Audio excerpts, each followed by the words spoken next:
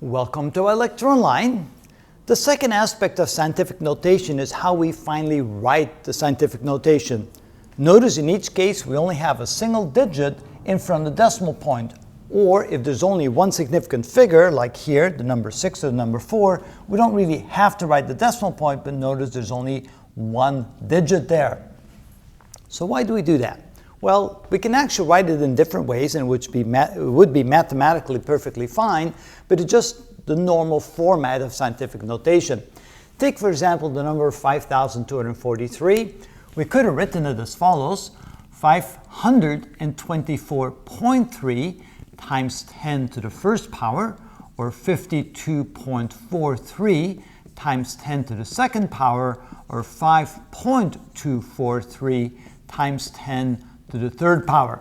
It turns out that this is the preferred format, but all the other formats are perfectly fine. They're mathematically perfectly correct. But this is how we write the scientific notation in a typical format. The same with the number 125. We could have written it as 12.5 times 10 to the first power, or 1.25 times 10 to the second power. Again, that is what we typically want to write in scientific notation. The number 6 million, we could have written it as 600,000. 0.0 times 10 to the first, or 60,000. 0.00 times 10 to the second, so forth. And of course, we don't have to write the zeros behind the decimal because they're not significant. But essentially what we did was we said, okay, how many places do I have to move the decimal point? 6 places. And so therefore we write the number as 6 times 10 to the 6th. 6 indicates the number of decimal places we had to move the decimal point in order to write 6 as a single digit.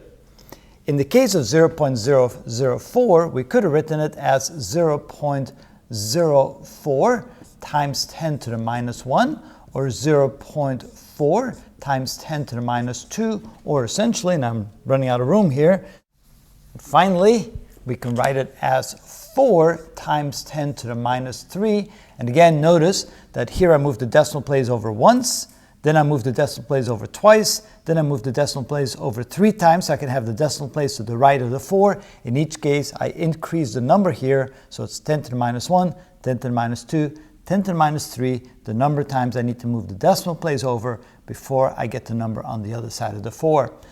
Again, any one of these formats are correct, but this is the preferred format when we write numbers in scientific notation. So the trick finally is, when you have a number in decimal format and you want to convert it to scientific notation, you always want to figure out how many times you need to move the decimal point in order to write the number by itself with the decimal point right behind it. The number of times you move the decimal point is the exponent that goes on top of the 10. So when you move to the left 3 spots, you take the number 3, you move to the left 2 spots, use the number 2, you move to the left 6 spots, you use the exponent 6. But if you go in the other direction, from a number like this, and you move the decimal point to the right, 1, 2, 3, moving to the right means minus the number of spots you move the decimal place. And that's how we write scientific notation.